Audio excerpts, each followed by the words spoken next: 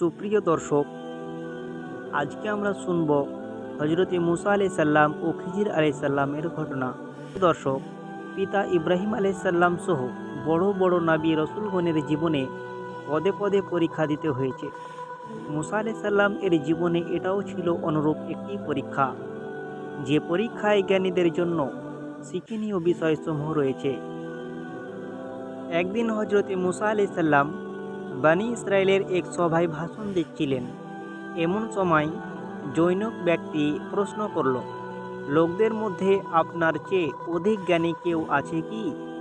ওই সময়ে যেহেতু মুসা আলাইহিস সালাম ছিলেন শ্রেষ্ঠ নবী এবং তার জানা মতে আর কেউ তার চাইতে অধিক জ্ঞানী ছিলেন না, তাই তিনি সরলভাবে বললেন যে আমার চাইতে আর কেউ জ্ঞানী ব্যক্তি নেই। কিন্তু এই জবাবটি আল্লাহ সুবহানাহু ওয়া তাআলার পছন্দ হয়নি, কেননা এতে কিছুটা অহংকার প্রকাশ পেয়েছিল।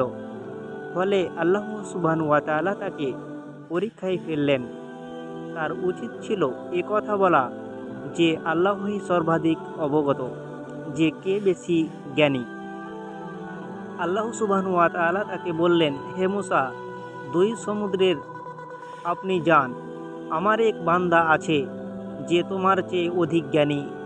এ কথা শুনে মুসা আলাইহিস সালাম প্রার্থনা করে বললেন, হে আল্লাহ, আমাকে ঠিকানা বলে দিন যাতে আমি সেখানে গিয়ে জ্ঞান লাভ করতে পারি। আল্লাহ বললেন যে ব্যাগের মধ্যে একটি ভুনা হওয়া মাছ নিয়ে নাও এবং দুই সমুদ্রের সমস্থলের সম্ভবত লোহিত সাগর ও ভূমধ্য সাগরের মিলনস্থল, যেটিকে মাজমাউল বাহরাইন বলে, সেই দিকে সফরে বেরিয়ে পড়ো। যেখানে পৌঁছার পর মাছটি জীবিত হয়ে বেরিয়ে যাবে, সেখানেই আমার সেই বান্দার সাক্ষাৎ পাবে। মুসা আলাইহিস সালাম নিজ ভাগিনাকে ইউসা বিন নুনকে সাথে নিয়ে বেরিয়ে পড়লেন। পথিমধ্যে এক স্থানে সাগর তীরে পাথরের ওপর মাথা রেখে দুইজনে ঘুমিয়ে পড়েন। হঠাৎ সাগরের ঢেউয়ের ছিটা মাছের গায়ে লাগে এবং মাছটি থলের মধ্যে জীবিত হয়ে নড়ে চড়ে ওঠে ও বেগ থেকে অর্থাৎ থলে থেকে বেরিয়ে সাগরে গিয়ে পড়ে। ইউসা ঘুম থেকে উঠে এই ঘটনা দৃশ্য প্রত্যক্ষ করেন, কিন্তু মুসা আলাইহিস সালাম ঘুম থেকে উঠলে তাকে এই ঘটনা বলতে ভুলে গেলেন। অতঃপর তারা আবার পথ চলতে শুরু করলেন এবং একদিন এক রাত চলার পর ক্লান্ত হয়ে এক স্থানে বিশ্রামের জন্য বসলেন। অতঃপর মুসা আলাইহিস সালাম নাস্তা দিতে বললেন। তখন তার মাছের কথা মনে পড়ল এবং ওজর পেশ করে আনুপূর্বিক সব ঘটনা মুসা আলাইহিস সালামকে বললেন এবং বললেন যে শয়তানি আমাকে এই কথা ভুলিয়ে দিয়েছে। তখন মুসা আলাইহিস সালাম বললেন, ওই স্থানটিই তো ছিল আমাদের গন্তব্যস্থল, যেখানে মাছটি জিন্দা হয়ে সাগরে পাড়ি দিল। ফলে তারা আবার সে পথে ফিরে চললেন। অতঃপর সেখানে পৌঁছে দেখতে পেলেন যে একজন লোক আপাদ মস্তক চাদর মুড়ি দিয়ে শুয়ে আছে। মুসা আলাইহিস সালাম তাকে সালাম করলেন। লোকটি মুখ বের করে বললেন, এদেশে সালাম, কে আপনি? বললেন, আমি বানি ইসরায়েলের মুসা, আপনার কাছ থেকে ওই জ্ঞান অর্জন করতে এসেছি যা আল্লাহ আপনাকে বিশেষভাবে দান করেছেন। খিজির আলাইহিস সালাম বললেন, আপনি আমার সাথে ধৈর্য ধারণ করতে পারবেন না। হে মুসা, আল্লাহ আমাকে যে জ্ঞান দান করেছেন তা তিনি আপনাকে দেননি। পক্ষান্তরে আমাকে তিনি যে জ্ঞান দান করেছেন তা আমাকে দেননি।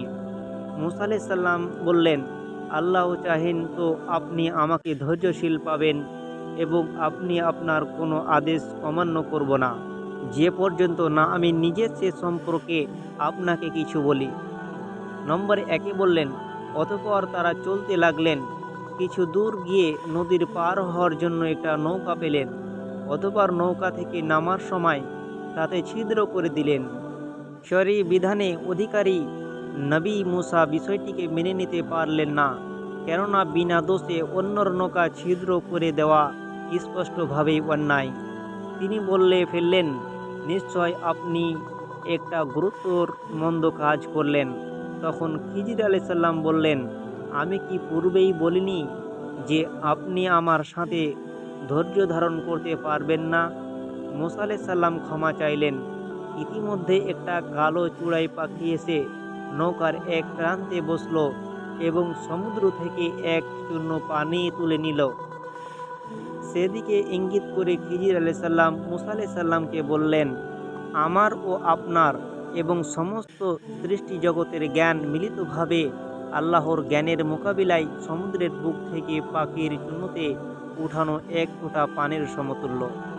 তারপর তারা সমুদ্রের তীর বেয়ে চলতে থাকলেন। কিছু দূর গিয়ে তারা সাগর পাড়ে খেলায় রত একদল বালককে দেখলেন।